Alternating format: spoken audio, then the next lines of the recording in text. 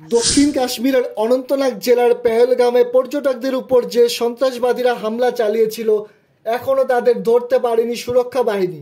গত 22শে এপ্রিল সেই জঙ্গি হামলার পর থেকে ভারতীয় সেনাবাহিনী, জম্মু ও কাশ্মীর পুলিশ যৌথ অভিযান চালাচ্ছে।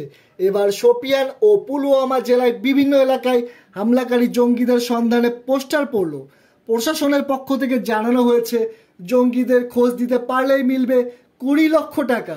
পাশাপাশি তথ্য প্রদানকারীর পরিচয় গোপন রাখা হবে। জঙ্গিদের খোঁজে কাশ্মীরের দুর্গম এলাকাগুলিতে চলছে চিরুনি তল্লাশি। হামলাকারী জঙ্গিদের ছবি প্রকাশ করেছে জম্মু ও কাশ্মীর পুলিশ।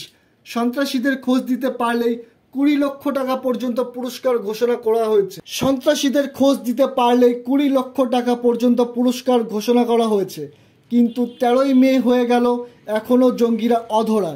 সন্ত্রাসবাদীরা সম্ভবত দক্ষিণ কাশ্মীরের দুর্গম এলাকায় লুকিয়ে রয়েছে বলে মনে করা হচ্ছে। অথচ সন্ত্রাসবাদীদের খোঁজ পাচ্ছে না সুরক্ষা বাহিনী।